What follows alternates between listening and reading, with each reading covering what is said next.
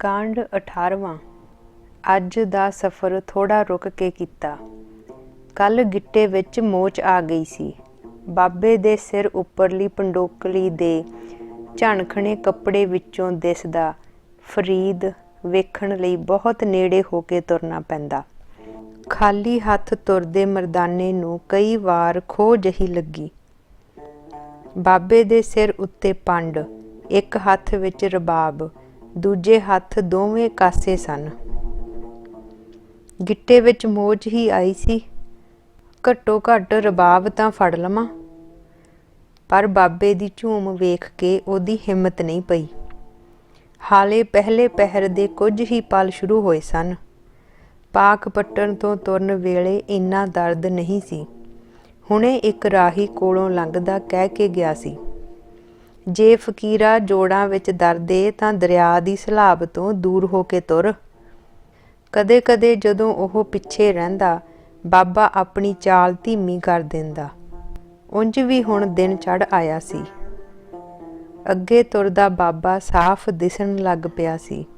कोल वगदा सतलुज दरिया सी। एक शरीर पानी दा दिसदा, दूजा शरीर वਹਿੰਦਾ दिसदा, तीजा शरीर दिसदा पारदर्शी। इन्ने सिदकां नूं लै के ख्वाजा फिर भी निमर हो के वह रहा सी। इस तरह ही अगे चलदा बाबा दिसदा सी। सिर उत्ते चुक्या फरीद दे शब्दां दा कौल होर भी पारदर्शी हो रहा सी। कल इहो वेला सी जदों शेख इब्राहिम दा मुरीद शेख कमाल उन्हां तो अगे चलदा उस सलोक दे अर्थ वार वार पुछ रहा सी, जो कुछ देर पहला उन्हां गाया सी। आपे पट्टी कलम आप, उपर लेख भे तूं, एको कहिया नानका, दूजा काहै कू। जदों मैं अपने मुरशद नूं दोहा सुनाया तां ओह पैंदे ही बोले, ओह हिंदू ए जां मुसलमान? मैं कहा, मुरशद ये तां मैं पुछना ही भुल गया। चुप हुंदे शेख कमाल वल मरदाना ध्यान नाल वेखदा रहा। पता नहीं मेरे मुरशद नूं यह सवाल बार बार क्यों पुछदे ने। सोचदे मरदाने दा पैर टोए विच जा पिया सी। डेरे तक पुजदियां गिट्टा सुज गया सी, पर जग्यासा ने दर्द भुला दिता सी। तुलंबे तो तुरन वेले बाबे ने आप कहा सी, मरदानिया आपां पाक पट्टन जाना है। बाबा फरीद दी मज़ार ते। तसवी फेरदे शेख इब्राहिम ने विड़क वल नज़र चुकी। बाबे ने झुक के सिजदा कीता। फिर बाबा फरीद दी कबर अगे चुपचाप बैठ गया। मरदाने ने वेख्या, हुण कुछ जरूर अजिहा वापरेगा जिस नूं एक पल वेखणों नहीं खुंझना चाहिदा। शेख कमाल भी दो वार इधर घुम्या। ओह दो मुरशदां नूं आमने सामने वेखना चाहुंदा सी। फिर शेख इब्राहिम ने बाबे फरीद दे दोहे गाउणे शुरू कीते। उहदे नाल शेख कमाल भी गा रहा सी। भेड़ा बंध ना सकियो बंधन की वेला, पर सरवर जब पूछ ले तब तरन दुहेला। भेड़ा बंध ना सकियो बंधन की वेला। मज़ार शांत हो गई सी। फिर मरदाने दे साईं दी राग सूही विच सुरीली आवाज़ आई। जप तप का बंद पेड़ला, जित लंगे बहेला। ना सरवर ना उछले ऐसा पंथ सुहेला। ऐसा पंथ सुहेला, ऐसा पंथ सुहेला। एक पहर बाद ਸ਼ੇਖ ਇਬਰਾਹੀਮ ਉੱਠ ਕੇ ਸਾਹਮਣੇ ਆਇਆ। ਹੇ ਪੀਰ, ਮੈਨੂੰ ਪਤਾ ਜਿਸ ਅੱਗੇ ਤੂੰ ਬੈਠਾ ਉਹ ਤੇਰੇ ਸਮਾਨ ਹੈ। ਇੱਕ ਨਜ਼ਰ ਛੋਟਿਆਂ ਵੱਲ ਵੀ ਘੁਮਾ ਲੈ। ਹੇ ਇਬਰਾਹੀਮ, ਜਿਸ ਕੋਲ ਤੂੰ ਰਹਿੰਦਾ ਉਹਨੂੰ ਕਿਸੇ ਹੋਰ ਦੀ ਜ਼ਰੂਰਤ ਹੈ? ਹੇ ਸਾਈਂ, ਮੇਰੀ ਉਂਗਲ ਫੜ ਕੇ ਫਰੀਦ ਦੇ ਚਰਨਾਂ ਵਿੱਚ ਲਾ ਦੇ। ਮੈਂ ਜਾਣ ਲਿਆ ਤੇਰੇ ਕੋਲੋਂ ਮੁਰਸ਼ਦ ਬਹੁਤ ਨੇੜੇ ਪਵੇਗਾ। ਹਾਲੇ ਵੀ ਆਪਣੇ ਮੁਰਸ਼ਦ ਨੂੰ ਮਨ ਨਾਲ ਵੇਖ ਰਿਹਾ। ਦੂਰੀਆਂ ਤਾਂ ਮਨ ਦੀਆਂ ਹੁੰਦੀਆਂ ਨੇ। ਤੂੰ ਮਿਲਣ ਦੇ ਸਿਜਦੇ ਵਿੱਚ ਬੈਠ ਤਾਂ ਸਹੀ। ਸ਼ੇਖ ਇਬਰਾਹੀਮ ਨੇ ਫਿਰ ਬਾਬੇ ਦੇ ਸ਼ਲੋਕ ਪੜ੍ਹਨੇ ਸ਼ੁਰੂ ਕੀਤੇ। ਮਰਦਾਨਾ ਇੱਕ ਇੱਕ ਪੱਤਰਾ ਉਹਦੇ ਸਾਹਮਣੇ ਰੱਖਦਾ ਗਿਆ। ਮਰਦਾਨੇ ਨੇ ਪਹਿਲੀ ਵਾਰ ਆਪਣੇ ਦੋਵਾਂ ਤੋਂ ਬਿਨਾਂ ਕਿਸੇ ਹੋਰ ਸੁਰੀਲੀ ਆਵਾਜ਼ ਵਿੱਚ ਬਾਬੇ ਦੇ ਸ਼ਲੋਕ ਸੁਣੇ। ਵੱਡੇ ਤੜਕੇ ਮਰਦਾਨੇ ਨੇ ਫਰੀਦ ਦੇ ਨਵੇਂ ਸ਼ਲੋਕ ਸੁਰਬੱਧ ਕਰਕੇ ਰਬਾਬ ਵਜਾਈ। ਇੱਕ ਪਾਸੇ ਮੁਰਸ਼ਦ ਤੇ ਮੁਰੀਦ ਸਾਹਮਣੇ ਗੁਰੂ ਦੇ ਚੇਲੇ ਕੋਲੋਂ ਫਰੀਦ ਦੀਆਂ ਰੂਹਾਨੀ ਉਡਾਰੀਆਂ ਸੁਣਦੇ ਰਹੇ। ਹੇ ਪੀਰ, ਸਾਡੀਆਂ ਪੀੜ੍ਹੀਆਂ ਦਰ ਪੀੜ੍ਹੀਆਂ ਇਹਨਾਂ ਸ਼ਲੋਕਾਂ ਨੂੰ ਪੜ੍ਹਦੀਆਂ ਆ ਰਹੀਆਂ ਨੇ। ਇਸ ਆਵਾਜ਼ ਵਿੱਚ ਤਾਂ ਪਹਿਲਾ ਫਰੀਦ ਪ੍ਰਗਟ ਹੋ ਗਿਆ ਏ। ਉਹਨੇ ਰੁਮਾਲ ਵਿੱਚ ਲਪੇਟਿਆ ਕਾਗਜ਼ਾਂ ਦਾ ਇੱਕ ਪੁਲੰਦਾ ਬਾਬੇ ਅੱਗੇ ਰੱਖ ਦਿੱਤਾ। ਬਾਬੇ ਨੇ ਚੁੱਕ ਕੇ ਸਿਰ ਉੱਤੇ ਰੱਖ ਲਿਆ। 2 ਪਹਿਰ ਬੀਤ ਗਏ ਸਨ। ਬਾਬਾ ਉਹਨੂੰ ਸਿਰ ਉੱਪਰੋਂ ਉਤਾਰ ਹੀ ਨਹੀਂ ਸੀ ਰਿਹਾ। ਇੱਕ ਵਾਰ ਤਾਂ ਮਰਦਾਨੇ ਦਾ ਕਹਿਣ ਨੂੰ ਜੀ ਵੀ ਕੀਤਾ, ਬਾਬਾ ਇਸ ਪੋਟਲੀ ਚੋਂ ਕੁਝ ਗਾ ਕੇ ਸੁਣਾਵਾਂ। ਦਰਿਆ ਦੇ ਕੰਢੇ ਤੋਂ ਥੋੜ੍ਹੀ ਦੂਰ ਨਾਥਾਂ, ਜੋਗੀਆਂ, ਕੰਨ ਪਾਟੇ ਸਾਧੂਆਂ, ਫਕੀਰਾਂ ਦੀਆਂ ਝੋਪੜੀਆਂ ਦਿਸਦੀਆਂ ਸਨ। ਦਰਿਆ ਦੀ ਸਲਾਬ ਨਾਲ ਰਾਤ ਦੀਆਂ ਧੂਣੀਆਂ ਸੁਲਗ ਰਹੀਆਂ ਸਨ। ਕਈਆਂ ਨੇ ਇਸ਼ਾਰੇ ਨਾਲ ਕੋਲ ਆਉਣ ਲਈ ਸੱਦਿਆ। ਅੱਗਿਓਂ ਬਾਬੇ ਨੇ ਕੀ ਇਸ਼ਾਰੇ ਕੀਤੇ ਇਹ ਉਹਨੂੰ ਨਹੀਂ ਦਿਸੇ। ਉਂਝ ਉਹਨੂੰ ਲੱਗਿਆ ਜਿਵੇਂ ਉਹ ਮੁਸ਼ਕਲ ਨਾਲ ਤੁਰ ਰਿਹਾ ਸੀ। ਉਹਨੂੰ ਕੁਝ ਦੇਰ ਰੁਕਣ ਲਈ ਸੱਦ ਰਹੇ ਸਨ। ਹਵਾ ਨਾਲ ਵਹਿ ਕੇ ਆਉਂਦੀਆਂ ਉਹਨਾਂ ਦੀਆਂ ਗੱਲਾਂ ਤੇ ਦੂਜੇ ਕਿਨਾਰੇ ਤੋਂ ਆਉਂਦੇ ਬੋਲ ਆਪਸ ਵਿੱਚ ਮਿਲ ਜਾਂਦੇ। ਦੂਜੇ ਕਿਨਾਰੇ ਵੀ ਅਜਿਹੀਆਂ ਹੀ ਝੋਪੜੀਆਂ ਦਿਸ ਰਹੀਆਂ ਸਨ। ਸਾਰੀ ਦੁਨੀਆ ਹੀ ਸਾਧ ਹੋ ਗਈ ਏ। ਆਮ ਲੋਕਾਂ ਦੀਆਂ ਟਿੱਪਣੀਆਂ ਮਰਦਾਨੇ ਨੂੰ ਕਾਫੀ ਠੀਕ ਲੱਗੀਆਂ। ਰਸਤਾ ਹੁਣ ਆਮ ਲੋਕਾਂ ਨਾਲ ਰੌਣਕੀ ਹੋ ਗਿਆ ਸੀ, ਜਿਨ੍ਹਾਂ ਵਿੱਚ ਅੱਧ ਤੋਂ ਜ਼ਿਆਦਾ ਭਗਵੇਂ ਭੇਸ ਵਾਲੇ ਲੋਕ ਦਿਸ ਰਹੇ ਸਨ। ਦਰਿਆ ਦੇ ਹਰੇਕ ਚੂਰ ਕਿਨਾਰਿਆਂ ਚੋਂ ਪੈੜਾਂ ਨੇ ਆਪਣੀ ਸਖਤ ਪੈੜ ਚਾਲ ਬਣਾਈ ਹੋਈ ਸੀ। ਪਿਛਲੇ ਖੂਹ ਦਾ ਪਾਣੀ ਖਾਰਾ ਸੀ। ਪਿਆਸ ਫੇਰ ਲੱਗ ਗਈ ਏ। ਦਰਿਆ ਕੰਢੇ ਖੂਹ ਖਾਰੇ ਹੀ ਮਿਲਦੇ ਨੇ। ਇਹ ਤਾਂ ਕੰਢਾ ਛੱਡਣਾ ਪੈਣਾ ਏ। ਕੰਢਾ ਕਿਵੇਂ ਛੱਡੀਏ? ਹਾਲੇ ਤਾਂ ਬੇੜੀ ਨਾਲ ਪਰਲੇ ਕੰਢੇ ਜਾਣਾ। ਚਲੋ ਕੋਈ ਨਹੀਂ, ਹੁਣ ਬੇੜੀ ਵਿੱਚ ਬੈਠ ਕੇ ਚੱਲਦੇ ਖਵਾਜੇ ਨੂੰ ਪੀਵਾਂਗੇ। ਬਈ ਹੱਦ ਹੋ ਗਈ, ਚੱਲਦੇ ਦਰਿਆ ਕੋਲ ਵੀ ਖੂਹ ਭਾਲੀ ਜਾਂਦੇ ਆ। ਦੋਵੇਂ ਜੋਟੀਦਾਰ ਅਜਨਬੀ ਹੱਸ ਪਏ। ਫਿਰ ਤੇਜ਼ ਤੁਰਦੇ ਅੱਗੇ ਲੰਘ ਗਏ। ਇੱਕ ਤਰਫੀ ਪਹਾੜੀ ਸੀ। ਇੱਕ ਬੱਦਲੀ ਜਿਹੜੀ ਕੁਝ ਦੇਰ ਪਹਿਲਾਂ ਪਹਾੜੀ ਉੱਤੇ ਖੜੀ ਸੀ, ਹੁਣ ਇੱਧਰ ਵੱਲ ਸਰਕ ਆਈ। ਧੁੱਪ ਵਿੱਚ ਡਿੱਗਦੀਆਂ ਕਣੀਆਂ ਚਾਂਦੀ ਵਾਂਗ ਚਮਕਣ ਲੱਗੀਆਂ। ਫਿਰ ਚੱਲਦੇ ਪਾਣੀ ਉੱਪਰੋਂ ਲੰਘਦੀ ਛਾਂ ਦੂਰ ਜ਼ਮੀਨ ਵੱਲ ਦੌੜ ਗਈ। ਪਿੰਡੇ ਉੱਤੇ ਕੁਝ ਕਿਣੀਆਂ ਡਿੱਗੀਆਂ ਸਨ। ਸਲਾਬੀ ਪਗਡੰਡੀ ਛੇਤੀ ਹੀ ਗਿੱਲੀ ਹੋਣ ਲਈ ਤਿਆਰ ਸੀ, ਪਰ ਗਿੱਲੀ ਹੋ ਨਾ ਸਕੀ। ਫਿਰ ਪਿੱਠ ਪਿੱਛੋਂ ਇੱਕ ਨਿੱਗਰ ਆਵਾਜ਼ ਸੁਣੀ, ਸਾਜੀ ਕੌਣ ਏ? ਮੈਂ ਤੇ ਰਬਾਬ ਤਾਂ ਸਾਜ਼ ਹਾਂ। ਸਾਜੀ ਤਾਂ ਆ ਅੱਗੇ ਜਾ ਰਿਹਾ। ਹਾਲੇ ਵੀ ਸਾਜ਼ ਦਾ ਸਹਾਰਾ ਭਾਲਦਾ? ਸਾਜ਼ ਤੋਂ ਬਿਨਾਂ ਵੱਜ ਕੇ ਵਿਖਾ। ਆਵਾਜ਼ ਪਿੱਠ ਦੇ ਬਹੁਤ ਨੇੜਿਓਂ ਆਈ ਸੀ। ਪੂਰਾ ਘੁੰਮੇ ਬਿਨਾਂ ਉਹਨੂੰ ਵੇਖਿਆ ਨਹੀਂ ਸੀ ਜਾ ਸਕਦਾ। ਮੁੜ ਕੇ ਉਹ ਆਵਾਜ਼ ਵੀ ਨਹੀਂ ਸੁਣੀ, ਪਰ ਨਾਲ ਚੱਲਦੇ ਦਰਿਆ ਦੇ ਪਾਣੀ ਦੀ ਕਲ-ਕਲ ਸੁਣਨ ਲੱਗ ਪਈ ਸੀ। ਫਿਰ ਬਾਬੇ ਦੀ ਆਵਾਜ਼ ਸੁਣੀ, ਜਾਗਦਾ ਰਿਹਾ ਕਰ ਮਰਦਾਨਿਆ। ਪਾਕ ਪੱਟਣ ਤੁਰਨ ਤੋਂ ਬਾਅਦ ਇਹ ਬਾਬੇ ਦੇ ਪਹਿਲੇ ਬੋਲ ਸਨ। ਮਰਦਾਨੇ ਨੇ ਆਪਣੇ ਪੈਰਾਂ ਕੋਲ ਤਰੇਲ ਦੇ ਤੁਬਕਿਆਂ ਕੋਲੋਂ ਲੰਘਦੇ ਕੀੜੇ ਵੇਖੇ। ਵਗਦੇ ਪਾਣੀ ਦੀ ਧਾਰ ਨਾਲ ਲਿਫਦੇ ਘਾਹ ਉੱਪਰ ਬੈਠੇ ਛੋਟੇ ਛੋਟੇ ਪੰਖੇਰੂ ਵੇਖੇ। ਬਹੁਤ ਦਿਨਾਂ ਬਾਅਦ ਰਬਾਬ ਤੋਂ ਬਿਨਾਂ ਆਪਣਾ ਪਰਛਾਵਾਂ ਵੇਖਿਆ। ਉਦੋਂ ਤੱਕ ਸਾਹਮਣੇ ਨਿਵਾਣ ਆ ਗਈ ਸੀ। ਦਿਸ ਰਿਹਾ ਅੱਖੋਂ ਓਹਲੇ ਹੋ ਗਿਆ। ਜੇ ਉਚਾਣ ਵੀ ਹੁੰਦੀ ਤਾਂ ਵੀ ਦਿਸਣੋਂ ਹਟ ਜਾਣਾ ਸੀ।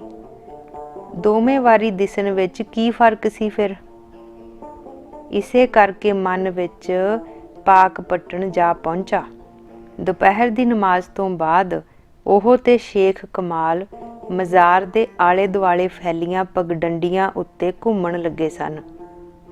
ਉਹ ਪੁੱਛਣ ਲਈ ਬੜਾ ਉਤਾਵਲਾ ਸੀ, ਮੀਰਾ ਤੇਰਾ ਗੁਰੂ ਕਮਾਲ ਦਾ ਏ, ਤੇਰੇ ਗੁਰੂ ਦੇ ਦੁਆਰ ਬੜੇ ਨੇ, ਜਿੱਥੇ ਮਰਜ਼ੀ ਸਜਦਾ ਕਰ ਲੈ, ਉਹੀ ਦੁਆਰ ਬਣ ਜਾਂਦਾ ਏ।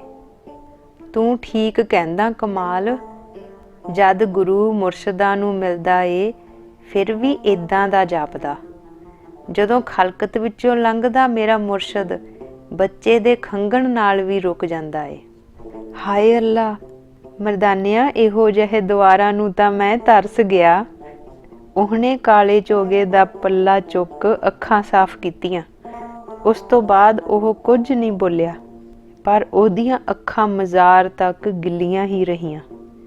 ਬਾਬਾ, ਅਕਲ ਮੇਰੇ ਪ੍ਰੇਮ ਨੂੰ ਨਹੀਂ ਸੰਭਾਲ ਰਹੀ, ਮੇਰਾ ਕਾਸਾ ਵੱਡਾ ਕਰ ਦੇ। ਕਾਫੀ ਦੇਰ ਬਾਅਦ ਪਿੱਛੇ ਲੰਗੜਾ ਕੇ ਤੁਰਦੇ ਮਰਦਾਨੇ ਨੇ ਚੁੱਪ ਤੋੜੀ। ਵੇਖ ਦਰਿਆ ਦਾ ਪਿੰਡਾ, ਮੋੜ ਹੀ ਪਾਣੀ ਹੋ ਗਏ ਮਰਦਾਨਿਆਂ। ਕਦੋਂ ਮੂੰਹ ਤੋਂ ਨਿਕਲ ਗਿਆ ਸੀ, ਕਦੋਂ ਉੱਤਰ ਵੀ ਸੁਣ ਰਿਹਾ ਸੀ। ਇਸ ਅਹਿਸਾਸ ਲਈ ਕੁਝ ਪਲ ਚਾਹੀਦੇ ਸਨ। ਕੱਲ੍ਹ ਦੇ ਕੰਠ ਕੀਤੇ ਫਰੀਦ ਦੇ ਸਲੋਕਾਂ ਨਾਲ ਵੀ ਕੁਝ ਇਸ ਤਰ੍ਹਾਂ ਹੀ ਹੋਇਆ। ਉਹਨੇ ਪਿੱਛੇ ਤੁਰਦੇ ਗਾਉਣਾ ਸ਼ੁਰੂ ਕੀਤਾ। ਬਾਬੇ ਨੇ ਪੰਡੋਕਲੀ ਉੱਤੇ ਦੋਵੇਂ ਕਾਸੇ ਟਿਕਾ ਰਵਾਬ ਵਜਾਉਣੀ ਸ਼ੁਰੂ ਕੀਤੀ। ਕੋਲੋਂ ਲੰਘਦੇ ਰਾਹੀ ਭਗਵਿਆਂ ਵੱਲ ਹੈਰਾਨੀ ਨਾਲ ਵੇਖਦੇ। ਜਿਸ ਕੋਲ ਸਾਜ਼ ਹੋਣਾ ਚਾਹੀਦਾ ਸੀ ਉਹ ਗਾ ਰਿਹਾ, ਜਿਸ ਨੂੰ ਗਾਉਣਾ ਚਾਹੀਦਾ ਸੀ ਉਹ ਸਾਜ਼ ਵਜਾ ਰਿਹਾ ਸੀ। ਦਰਿਆ ਕੰਢੇ ਚੱਲਦੇ ਪਾਣੀ ਦੇ ਨਾਲ ਨਾਲ ਫਰੀਦ ਦੇ ਸਲੋਕਾਂ ਦਾ ਕੀਰਤਨ ਲੰਮਾ ਸਮਾਂ ਚੱਲਦਾ ਰਿਹਾ। ਇੱਥੋਂ ਦਰਿਆ ਦਾ ਪੱਟ ਚੌੜਾ ਹੋ ਗਿਆ ਸੀ। ਇੱਕ ਤਰਫੇ ਟਿੱਬੇ ਦੇ ਦੂਜੇ ਕੰਢੇ ਵੀ ਸਹਿੰਦੀ ਸਹਿੰਦੀ ਉਚਾਈ ਉੱਠਣ ਲੱਗੀ ਸੀ। ਛੇਤੀ ਹੀ ਦਰਿਆ ਦੋ ਟਿੱਬਿਆਂ ਵਿਚਕਾਰ ਆਉਣ ਵਾਲਾ ਸੀ। ਹੁਣ ਉਚਾਈਆਂ ਨੇ ਰਸਤਿਆਂ ਨੂੰ ਕੰਢਿਆਂ ਤੋਂ ਦੂਰ ਕਰ ਦੇਣਾ ਸੀ ਤੇ ਰਸਤੇ ਹੌਲੀ ਹੌਲੀ ਆਉਣ ਵਾਲੇ ਪਿੰਡਾਂ ਵੱਲ ਮੁੜਨੇ ਸ਼ੁਰੂ ਹੋ ਜਾਣੇ ਸਨ। ਕਿਨਾਰਿਆਂ ਉੱਤੇ ਸਾਧੂਆਂ ਦੇ ਡੇਰੇ ਹੁਣ ਦੂਰ ਦਿਸਣ ਲੱਗ ਪਏ ਸਨ। ਚੌੜੇ ਪੱਟ ਚੋਂ ਛਣ ਕੇ ਲੰਘਦੇ ਧੁੱਪ ਦੇ ਚਟਾਕ ਸ਼ੀਸ਼ੇ ਵਾਂਗ ਲਿਸ਼ਕ ਰਹੇ ਸਨ। ਜਲ ਨੂੰ ਪੱਥਰ ਨਾ ਮਾਰ, ਇੱਕ ਜਟਾਧਾਰੀਆਂ ਦਾ ਟੋਲਾ ਨਾਲ ਚੱਲਦੇ ਰਾਹੀ ਨੂੰ ਟੋਕਦਾ, ਫਿਰ ਆਪਣੀ ਸਹੂਲਤ ਵਾਲੀ ਬੋਲੀ ਬੋਲਣ ਲੱਗਾ। ਅਸੀਂ ਕੀ ਲੈਣਾ ਦੁਨੀਆ ਤੋਂ? ਪਿੱਛੋਂ ਇੱਕ ਕੰਨ ਪਾਟੇ ਜੋਗੀਆਂ ਦਾ ਟੋਲਾ ਲੰਘਿਆ। ਉਹਨਾਂ ਦੀ ਤੇਜ਼ ਚਾਲ ਤੇ ਚੁੱਪਚਾਪ ਲੰਘਣਾ ਜਟਾਧਾਰੀਆਂ ਨੂੰ ਉੱਕਾ ਹੀ ਨਾ ਜਚਿਆ। ਉਹਨਾਂ ਰੁਕ ਕੇ ਅੱਗੇ ਲੰਘਣ ਦਿੱਤਾ ਤੇ ਕੁਝ ਦੇਰ ਲਈ ਚੁੱਪ ਕਰ ਗਏ ਤੇ ਅਗਲੀ ਚੜ੍ਹਾਈ ਦੇ ਬਿਲਕੁਲ ਨਾਲ ਵਗਦੇ ਪਾਣੀ ਕੋਲ ਖੜੇ ਦਰਖਤ ਉੱਤੇ ਪੁੱਠੇ ਲਟਕਦੇ ਸਾਧਾਂ ਵੱਲ ਚੱਲ ਪਏ। ਕੁਝ ਸਾਧ ਦਰਿਆ ਦੇ ਅੰਦਰ ਗਏ ਟਾਹਣਿਆਂ ਉੱਪਰ ਲਟਕ ਰਹੇ ਸਨ। ਉਹਨਾਂ ਦੀਆਂ ਅੱਖਾਂ ਥੱਲੇ ਵਗਦਾ ਪਾਣੀ ਸੀ। ਦਰਿਆ ਦੇ ਕੰਢੇ ਇੱਕ ਵੱਡੇ ਪੱਥਰ ਉੱਤੇ ਇੱਕ ਬਜ਼ੁਰਗ ਸਾਧੂ ਦੇਖ ਰੇਖ ਲਈ ਬੈਠਾ ਸੀ। ਉੱਤਰ ਆਓ ਫਕੀਰੋ, 4 ਪਹਿਰ ਹੋਣ ਵਾਲੇ ਨੇ। ਛੇਤੀ ਹੀ ਉਹ ਵੀ ਪਿੱਛੇ ਰਹਿ ਗਏ। ਸੂਰਜ ਦੀਆਂ ਆਖਰੀ ਲਾਲ ਕਿਰਨਾਂ ਅੱਗੇ ਕੋਈ ਸੂਫੀ ਘੁੰਮਵਾਂ ਨਾਚ ਨੱਚ ਰਿਹਾ ਸੀ। ਸੱਜੀ ਹਥੇਲੀ ਨਾਲ ਅਸਮਾਨ ਤੋਂ ਊਰਜਾ ਲੈਂਦਾ ਤੇ ਖੱਬੀ ਨਾਲ ਧਰਤੀ ਨੂੰ ਵਾਪਸ ਮੋੜ ਰਿਹਾ ਸੀ। ਜਿਸਮ ਦੇ ਇਹ ਬੰਦ ਸੂਰਜ ਦੀ ਲਾਲੀ ਅੱਗੇ ਘੁੰਮ ਰਹੇ ਸਨ। ਜਿਸ ਖਾਨਗਾਹ ਸਾਹਮਣੇ ਉਹ ਨੱਚ ਰਿਹਾ ਸੀ, ਕਦੇ-ਕਦੇ ਉਹਦੇ ਵੱਲ ਆਵਾਜ਼ ਕੱਸਦਾ, ਐਨੀ ਦੂਰ ਕਿਉਂ ਖੜਾ? ਤੂੰ ਵੀ ਘੁੰਮ। ਬਾਬਾ ਥੋੜ੍ਹੀ ਦੇਰ ਲਈ ਰਸਤੇ ਵਿੱਚ ਹੀ ਰੁਕ ਗਿਆ। ਪਲਾਂ ਵਿੱਚ ਹੀ ਸੂਰਜ ਦੀ ਲਾਲੀ ਵੀ ਗਾਇਬ ਹੋ ਗਈ। ਤੇ ਘੁੰਮਦਾ ਬੰਦਾ ਵੀ ਇੱਕੋ ਜਗ੍ਹਾ ਤੇ ਆ ਕੇ ਰੁਕ ਗਿਆ। ਉਹਦੀ ਪਿੱਠ ਦਰਿਆ ਵੱਲ ਸੀ। ਪਗਡੰਡੀ ਉੱਤੇ ਖੜੇ ਦੋ ਰਾਹੀ ਵੀ ਉਹਨੂੰ ਨਹੀਂ ਦਿਸੇ। ਤੁਰਦੇ ਵਕਤ ਮਰਦਾਨੇ ਨੇ ਵੇਖਿਆ ਦਰਿਆ ਤੇ ਮੱਠ ਦੋਵੇਂ ਰਸਤੇ ਤੋਂ ਹੁਣ ਇੱਕੋ ਜਿੰਨੀ ਦੂਰੀ ਤੇ ਰਹਿ ਗਏ ਸਨ। ਪਗਡੰਡੀ ਦਰਿਆ ਨੂੰ ਛੱਡ ਰਹੀ ਸੀ। ਇੱਕ ਚੋਗੇ ਵਰਗੀ ਬੱਦਲੀ ਅਸਮਾਨ ਉੱਤੇ ਆਈ। ਇਹੋ ਜਿਹੀ ਬੱਦਲੀ ਸਿਰਫ ਉਚਾਈਆਂ ਉੱਪਰ ਘੁੰਮਣ ਲਈ ਹੀ ਸੁਰਮਈ ਹੁੰਦੀ ਏ। ਦੂਰ ਤੱਕ ਫੈਲੇ ਪਿੰਡਾਂ ਦੇ ਧੂਏ ਦੀ ਉਡਾਨ ਸੁਰਮੇ ਦੀ ਧਾਰ ਵਾਂਗ ਦਿਸਣ ਲੱਗੀ। ਰਸਤੇ ਵਿੱਚ ਹੌਲੀ-ਹੌਲੀ ਉਹ ਲੋਕ ਦਿਸਣ ਲੱਗੇ ਸਨ ਜੋ ਆਪਣੇ ਆਕਾਰਾਂ ਨੂੰ ਛੋਟਾ ਕਰਕੇ ਖੜਨ ਦੀ ਆਦਤ ਪਾ ਚੁੱਕੇ ਸਨ। ਬਾਬਾ ਉਸ ਪਿੰਡ ਵੱਲ ਇਵੇਂ ਜਾ ਰਿਹਾ ਸੀ ਜਿਵੇਂ ਸਕਿਆਂ ਵੱਲ ਜਾ ਰਿਹਾ ਹੋਵੇ। ਥੋੜ੍ਹੀ ਦੇਰ ਪਹਿਲਾਂ ਜਿਹੜੇ ਨੇੜੇ ਆਉਂਦੇ ਪਿੰਡ ਦਾ ਧੂੰਆਂ ਦਿਸਦਾ ਸੀ ਉਹ ਵੀ ਹਨੇਰੇ ਦਾ ਹਿੱਸਾ ਬਣ ਗਿਆ। ਕਦੇ-ਕਦੇ ਅੱਗ ਦੇ ਲਿਸ਼ਕਾਰੇ ਨਾਲ ਦਰਖਤਾਂ ਦੇ ਝੁੰਡਾਂ ਦੇ ਪਰਛਾਵੇਂ ਨਜ਼ਰ ਆਉਂਦੇ। ਕਿਉਂ ਗਜਾ ਕਰਨ ਚੱਲੇ ਹੋ? ਹਨੇਰੇ ਵਿੱਚ ਭਗਵੇਂ ਤਾਂ ਨਹੀਂ ਦਿਸੇ, ਪਰ ਪ੍ਰਸ਼ਨ ਭਗਵਿਆਂ ਦਾ ਹੀ ਸੀ। ਨਹੀਂ, ਮੱਤ ਜਾਣਾ। ਠੀਕ ਏ। ਪਿੰਡ ਦੇ ਅੰਦਰ ਕੁੱਤੇ ਭੌਂਕਦੇ ਸੁਣਦੇ ਨਹੀਂ? ਪਿੰਡ ਅੰਦਰ ਅੰਨ ਦੀ ਗੰਧ ਤੱਕ ਨਹੀਂ। ਮੰਨ ਲਿਆ। ਨਵੇਂ-ਨਵੇਂ ਫਕੀਰ ਲੱਗਦੇ ਹੋ। ਗਜ਼ਾ ਦੀ ਕਲਾ ਹਾਲੇ ਆਈ ਨਹੀਂ। ਸਾਰਾ ਸੰਵਾਦ ਹਨੇਰੇ ਵਿੱਚ ਹੀ ਹੋਇਆ ਸੀ। ਪ੍ਰਸ਼ਨਾਂ ਦੇ ਉੱਤਰ ਮਰਦਾਨਾ ਦੇ ਰਿਹਾ ਸੀ। ਪਿੰਡ ਅੰਦਰ ਉਹਨਾਂ ਨੂੰ ਲੋਕ ਬਹੁਤ ਥੱਕੀਆਂ ਨਜ਼ਰਾਂ ਨਾਲ ਵੇਖ ਰਹੇ ਸਨ। ਉਹ ਉਹੀ ਕੁਝ ਕਹਿਣਾ ਚਾਹੁੰਦੇ ਸਨ ਜੋ ਹੁਣੇ ਮੁੜੇ ਫਕੀਰਾਂ ਨੇ ਕਿਹਾ ਸੀ, ਪਰ ਅੱਗੇ ਚੱਲਦੇ ਬਾਬੇ ਦੀ ਅਜਿਹੀ ਕੋਈ ਮੰਗ ਦਿਸਦੀ ਨਹੀਂ ਸੀ। ਅੱਗਾਂ ਚੁੱਲ੍ਹਿਆਂ ਤੋਂ ਬਾਹਰ ਨਿਕਲ ਬਲ ਰਹੀਆਂ ਸਨ। ਘਰਾਂ ਅੰਦਰ ਕੋਈ ਦੀਵਾ ਨਹੀਂ ਸੀ ਬਲ ਰਿਹਾ। ਥੋੜ੍ਹਾ ਅੰਨ ਬਚਿਆ ਸੀ ਫਕੀਰੋ। ਕੱਲ੍ਹ ਫੌਜਾਂ ਪੜਾਅ ਵੇਲੇ ਸਾਰਾ ਖਾ ਗਈਆਂ। ਦੁਰਾਸੀਸ ਨਾ ਦੇਣਾ। ਜਿੱਥੇ ਉਹ ਬੰਦਾ ਹੱਥ ਜੋੜ ਕੇ ਖੜਾ ਸੀ, ਬਾਬੇ ਨੇ ਉੱਥੇ ਹੀ ਸਿਰ ਉੱਪਰੋਂ ਪੰਡੋਕਲੀ ਉਤਾਰ ਲਈ। ਸਾਰੇ ਦਿਨ ਦੇ ਖਾਲੀ ਹੱਥ ਪਤਾ ਨਹੀਂ ਕਦੋਂ ਰਬਾਬ ਕੋਲ ਪਹੁੰਚ ਗਏ। ਇੱਕ ਵਾਰੀ ਤਾਂ ਮਰਦਾਨੇ ਨੂੰ ਇਹ ਸਜਿੰਦਿਆਂ ਦੇ ਸੁਪਨੇ ਵਰਗਾ ਲੱਗਿਆ। ਹੌਲੀ-ਹੌਲੀ ਝੁਕੇ ਹੋਏ ਲੋਕ ਨੇੜੇ ਸਰਕਣ ਲੱਗੇ। ਕਿਸੇ ਨੇ ਦੋਵੇਂ ਕਾਸੇ ਪਾਣੀ ਨਾਲ ਭਰ ਦਿੱਤੇ ਸਨ। ਤਿਲ ਫੁੱਲ ਕਬੂਲ ਕਰਿਓ। ਇਹ ਆਵਾਜ਼ ਕਿਸੇ ਜਨਾਨੀ ਦੀ ਸੀ। ਕਦੇ-ਕਦੇ ਸਿਰ ਉੱਪਰ ਉੱਡਦੀਆਂ ਚਮਗਿੱਦੜਾਂ ਉੱਪਰੋਂ ਤਾਜ਼ੀ ਓਸ ਦੇ ਛਿੱਟੇ ਪੈਂਦੇ। ਮਰਦਾਨੇ ਨੇ ਹੌਲੀ ਜਿਹੇ ਪੰਡੋਕਲੀ ਖੋਲ੍ਹ ਵਿੱਚੋਂ ਕਾਗਜ਼ਾਂ ਦਾ ਪਲੰਦਾ ਸਿੱਧਾ ਕੀਤਾ ਤੇ ਅੱਗੇ ਵੱਲ ਸਰਕ ਕੇ ਪੁੱਛਿਆ, ਬਾਬਾ ਕਿੱਥੋਂ ਗਾਵਾਂ? ਬਾਬਾ ਹੱਸਿਆ। ਤੂੰ ਆਪ ਹੁਨਰੀਆ ਏ ਮਰਦਾਨਿਆ। ਸੁਰਾਂ ਅਸਮਾਨੀ ਗੂੰਜਣ ਲੱਗੀਆਂ। ਬਾਬੇ ਫਰੀਦ ਦੇ ਬੋਲ ਸੁਣ ਢਾਣੀਆਂ ਹੋਰ ਨੇੜੇ ਸਰਕਣ ਲੱਗੀਆਂ। ਜਿੰਨੀ ਦੇਰ ਲੋਕ ਅੱਗ ਉੱਤੇ ਲੱਕੜਾਂ ਪਾਉਂਦੇ ਰਹੇ, ਉਹ ਗਾਉਂਦੇ ਰਹੇ। ਕੀਰਤਨ ਤੋਂ ਬਾਅਦ ਫਿਰ ਸੁੰਨਸਾਨ ਹੋ ਗਈ। ਭੁੱਖਾ ਪਿੰਡ ਬੋਲ ਵੀ ਕੁਝ ਨਹੀਂ ਸੀ ਰਿਹਾ। ਪਾਕ ਪੱਟਣ ਤੋਂ 5 ਪਹਿਰ ਤੁਰਦਿਆਂ ਉਹਨਾਂ ਨੇ ਵੀ ਕੁਝ ਨਹੀਂ ਸੀ ਖਾਧਾ। ਹੁਣ ਖਾਣਾ ਮਿਲਣ ਦੀ ਕੋਈ ਉਮੀਦ ਵੀ ਨਹੀਂ ਸੀ। ਭੁੱਖ ਸੀ, ਪਿਆਸ ਨਹੀਂ ਸੀ। ਹਾਲੇ ਇੱਕ ਕਾਸੇ ਵਿੱਚ ਪਾਣੀ ਸੀ। ਅੱਜ ਫਿਰ ਇੱਕ ਡੂੰਘੀ ਆਵਾਜ਼ ਦੀ ਸੂਹ ਤਾਂ ਮਿਲ ਹੀ ਗਈ ਸੀ ਕਿ ਸੁਰ ਵਿੱਚ ਰਹਿਣ ਦਾ ਮਤਲਬ ਹੈ ਬਾਬੇ ਨੂੰ ਪੁਕਾਰਨਾ। ਜੇ ਕਿਤੇ ਹੁਣ ਸ਼ੇਖ ਕਮਾਲ ਕੋਲ ਹੁੰਦਾ ਤਾਂ ਆਪਣੇ ਮੁਰਸ਼ਿਦ ਦੀ ਥੋੜ੍ਹੀ ਵਿਆਖਿਆ ਤਾਂ ਉਹਨੂੰ ਸੁਣਾ ਹੀ ਦਿੰਦਾ। ਮਰਦਾਨਿਆ ਹਾਲੇ ਜਾਗਦਾ ਏ? ਕਿਸੇ ਨੇ ਜਗਾ ਦਿੱਤਾ ਸੀ ਬਾਬਾ। ਬਾਬਾ ਜ਼ਰੂਰ ਮੁਸਕਰਾਇਆ ਹੋਵੇਗਾ। ਹਨੇਰਾ ਸੀ, ਦਿਸਣ ਦੇ ਰਾਹ ਬੰਦ ਸਨ, ਮਹਿਸੂਸਣ ਦੇ ਨਹੀਂ।